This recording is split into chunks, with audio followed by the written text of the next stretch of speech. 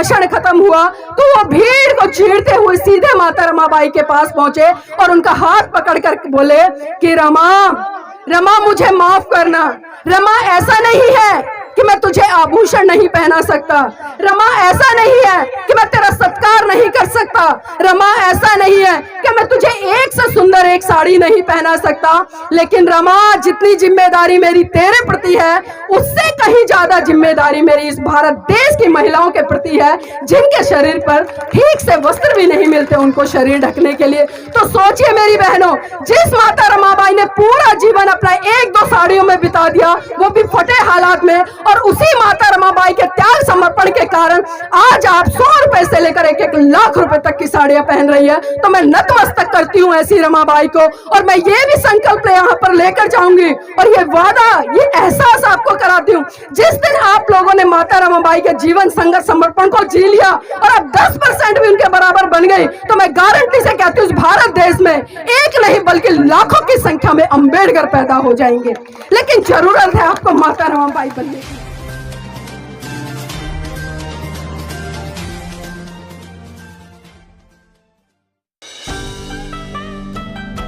मुझे दुख होता है, क्या इसी दिन के लिए परम पूज्य बाबा साहब ने अपने 4-4 बच्चों की कुर्बानी दी? क्या इसी दिन के लिए परम पूज्य बाबा साहब ने अपनी जीवन संगनी की कुर्बानी दी? क्या इसी दिन के लिए परम पूज्य बाबा साहब ने एक ऐसी व्यवस्था से वो लड़े जो व्यवस्था रात दिन आपको गुलाम बनाने का काम करती थी, आपका शोषण करती थी, लेकिन आप लोगों ने परम पूज्य बाबा साहब की बात को भी नहीं माना। 1935 में परम पूज्य बाबा साहब ने एवला की धरती से घोषणा की कि मैं हिंदू धर्म में पैदा हुआ, ये मेरे बस की बात नहीं थी, लेकिन मैं हिंदू धर्म में मरूंगा नहीं। और ठीक 21 साल बाद नागपुर की धरती पर 14 अक्टूबर सन 1956 को परम पूज्य बाबा साहब ने लाखों लोगों के साथ में बौद्ध धर्म की दीक्षा ली। लेकिन हम लोगों ने कितना उस बात को माना, कितना उस बात को समझा? और खासकर यहाँ पर मेरी जो युवा पीढ़ी समझ खड़ी है, मैं उनसे सवाल कर रही हूँ, क्योंकि हम पटके तो पहन लेते हैं, जय भीम का झंडा तो उठा लेते हैं, जय भीम के नारे तो लगा लेते हैं, क्या सही मायने में कभी हमने जय भीम को पढ़ने का काम किया? क्या कभी हमने जय भीम को समझने का काम किया? मेरे साथियों, ये जय भीम कोई नारा नहीं है, बल्कि जय भीम एक क्रांति है, एक आग है, एक ज्वाला है, एक सिद्धांत है और एक आंदोलन है। जिस दिन मेरे समाज की बहन बेटियों ने, मेरे भाइयों ने इसको समझ लिया ना, तो आप इस देश की सत्ता पर भी राज करेंगे। और ये पंचशील के जो ध्वज चारों तरफ लहरा रहे हैं ना, फिर से वो समय आएगा जब पूरे भारत से फिर से गूंजेगा कि ले अंत मन दीप भाव, ले अंत मन दीप भाव, मूल मंत्र बने स्वयं के स्वामी, गूंज उठे हर बस्ती से बुद्धं शरणं गच्छामि, धम्मं शरणं गच्छामि, संघं शरणं गच्छामि। लेकिन ये कब होगा? लेकिन ये कब होगा? जब हम उस दिशा में आगे बढ़ेंगे, जब हम अपने महान पुरुषों के साहित्य को पढ़ेंगे। मैं कहती नहीं हूं कि आप रोज एक किताब पढ़ लीजिए, आप 2 पेज पढ़िए, 3 पेज पढ़िए, 4 पेज पढ़िए, इतना भी काफी है। और इतना पढ़ के उसको अपने जीवन में मनोसात कर लीजिए और अपनी 10 बहन बेटियों के साथ में बैठकर चर्चा कीजिए। मेरे समाज की बहन बेटियां जागरणों में बहुत चली जाती है, लेकिन कभी एक पुस्तक लेकर बैठिए बाबा साहब की, उनके जीवन संघर्ष को पढ़ने का काम कीजिए और पढ़िए खासकर उन 2 महिलाओं को जिन्होंने आपके लिए क्रांति के द्वार खोले। पहली महिला मैं सावित्रीबाई फुले की बात करूंगी और दूसरे नंबर पर मैं बात करूंगी माता रमाबाई की। और जिस तरह से मैं बात कर रही हूँ, तो मैं आपको थोड़ा सा अवगत करा दूं और मैं आपको झकझोरना जरूर चाहूंगी, क्योंकि मुझे कहीं ना कहीं बहुत पीड़ा होती है। क्योंकि आज अगर मैं इतने स्वतंत्र रूप से अपने विचारों की अभिव्यक्ति कर पाती हूँ, तो कहीं ना कहीं इस अभिव्यक्ति के पीछे मेरे महान पुरुषों का बलिदान छुपा है, उनके बच्चों का बलिदान छुपा है, उनके पूरे जीवन संघर्ष का बलिदान छुपा है। मेरी बहनों, बात उस समय की है जब परम पूज्य बाबा साहब मुंबई में प्रैक्टिस कर रहे थे। अचानक उनके पास खबर पहुंची कि साहब, आपका बेटा राजरतन बहुत बुरी तरह से बीमार है और अपने जीवन की अंतिम सांसें ले रहा है। ये बात सुनकर परम पूज्य बाबा साहब तुरंत घर दौड़े आए और उन्होंने जैसे ही अपने बेटे राजरतन को गोद में उठाया, राजरतन ने बाबा साहब की गोद में ही दम तोड़ दिया। ये मंजर देखकर माता रमाबाई बिलक बिलक कर रोने लगी और साहब का कॉलर पकड़कर कहने लगी कि साहब, साहब बस कीजिए, बस कीजिए साहब, बस कीजिए। आपकी समाज सेवा के भूत ने एक एक करके मेरा पूरा परिवार उजाड़ दिया, साहब बस कीजिए। तो बाबा साहब कहते हैं, रमा रमा चुप हो जा, रमा चुप हो जा, तू तो रो भी सकती है, लेकिन मेरी तो आंखों के आंसू ही सूख चुके हैं, क्योंकि प्रतिदिन मैं अपने समाज के हजारों बच्चों को मरते हुए देखता हूँ। रमा चुप हो जा। तो माता रमाबाई फिर कहती है कि साहेब मैं आज फिर चुप हो जाऊंगी, साहेब मैं आज फिर चुप हो जाऊंगी, लेकिन आप मुझे एक बात बता दीजिए कि जब जब आप अपने बेटे राज रतन को गोद में खिलाया करते थे तो बड़े हर्षोल्लास के साथ में कहा करते थे कि रमा मेरा बेटा राज रतन एक दिन बड़ा होकर इस देश पर राज करेगा। तो साहेब आज राज रतन तो इस दुनिया में रहा नहीं, आप मुझे ये बता दीजिए कि बड़ा होकर अब इस देश पर राज कौन करेगा। तो बाबा साहब राज रतन के पार्थिव शरीर पर हाथ रखकर कसम खाते हैं और कहते हैं कि रमा मैं भारत देश में एक दिन ऐसा काम करके जाऊंगा कि हर रमा की कोख से जन्म लेने वाला राज रतन इस देश पर राज करेगा, इस देश पर राज करेगा। और वो राज मेरे साथियों आपको परम पूज्य बाबा साहब संविधान के अंदर देकर गए, एक वोट देने तक से लेकर एक प्रधानमंत्री बनने तक का अधिकार। लेकिन आपने अपने वोट की वैल्यू को समझा ही नहीं। समय समय पर हम देखते हैं कि दारू के बदले आप अपनी वोट की कीमत को लुटा देते हैं, आप 500 के नोट के बदले अपनी वोट को लुटा देते हैं, लेकिन कभी हमने इस वोट की वैल्यू को समझा।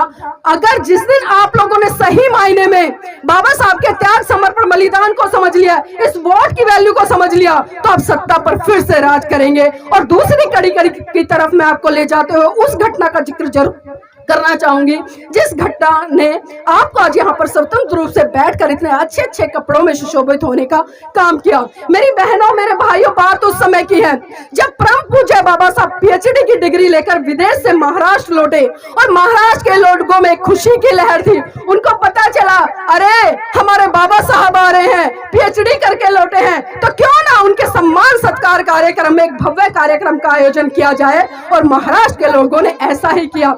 जब उड़ते उड़ते ये खबर माता रमाबाई के पास पहुंची कि उनके साहब आ रहे हैं और उनके सम्मान सत्कार कार्यक्रम में महाराष्ट्र के लोगों ने एक विशाल कार्यक्रम का आयोजन किया है, तो उनके मन में भी एक इच्छा जागी, उनकी इच्छा जागी जब इतने लोग मेरे साहब के सम्मान सत्कार कार्यक्रम में आ रहे हैं तो क्यों ना मैं भी उस सम्मान सत्कार कार्यक्रम को अपनी आंखों से देखूं। लेकिन मेरी बहनों, आपको जानकर आश्चर्य होगा कि माता रमाबाई के पास में एक भी ऐसी साड़ी नहीं थी जिसको पहनकर वो बाबा साहब के सम्मान सत्कार कार्यक्रम में जा सके। माता रमाबाई ने पूरे कपड़े घर में खंगाले, ट्रंक खंगाले, संदूकें खंगाली, लेकिन एक भी साड़ी उनको नहीं मिली। उन्हें अचानक याद आया कि साहू जी महाराज ने एक बार सम्मान स्वरूप बाबा साहब को एक पगड़ी भेंट की थी और उसी पगड़ी को माता रमाबाई ने जहां जहां उनकी साड़ी फटी थी उस पर लपेटकर वो बाबा साहब के सम्मान सत्कार कार्यक्रम में पहुंच गई। अब एक बात देखिए, जब किसी महिला के जीवन साथी का सम्मान सत्कार कार्यक्रम हो रहा हो तो उस महिला को कहाँ होना चाहिए? कहाँ होना चाहिए? मंच पर होना चाहिए, मंच पर होना चाहिए। लेकिन मेरी बहनों, आपको जानकर आश्चर्य होगा कि माता रमाबाई मंच पर भी नहीं थी। अगर मंच पर नहीं है तो फिर कहाँ होना चाहिए? मेरे ख्याल से जो पब्लिक बैठी है, जो पहली पंक्ति है मंच के सामने, उसमें माता रमाबाई को होना चाहिए। माता रमाबाई वहां पर भी नहीं थी। माता रमाबाई ना पहली पंक्ति में थी, ना दूसरी पंक्ति में थी, ना तीसरी पंक्ति में थी। यहाँ तक कि मैं आपको बता दूं, जो लाखों की भीड़ वहां पर खड़ी थी, दूर दूर तक उस भीड़ में माता रमाबाई दिखाई नहीं दे रही थी।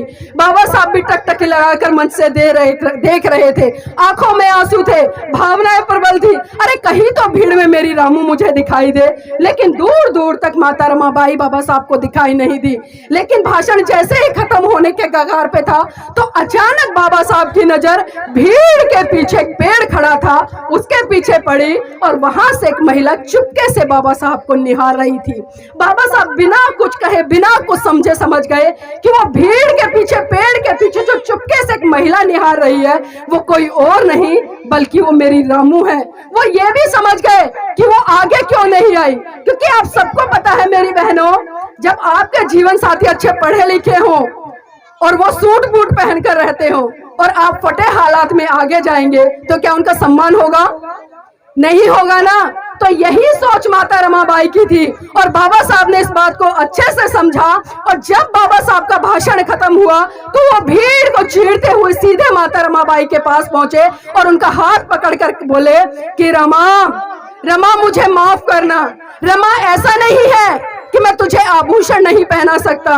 रमा ऐसा नहीं है कि मैं तेरा सत्कार नहीं कर सकता। रमा ऐसा नहीं है कि मैं तुझे एक से सुंदर एक साड़ी नहीं पहना सकता।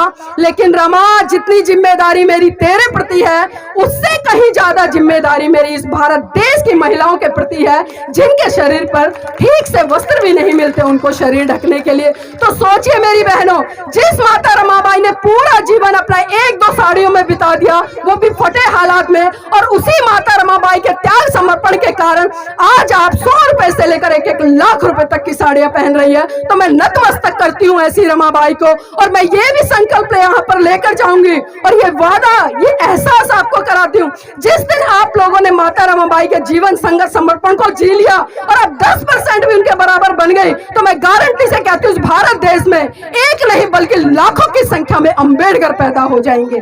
लेकिन जरूरत है आपको माता रमाबाई बनने की। समय का अभाव है, वकील साहब भी वक्ता है,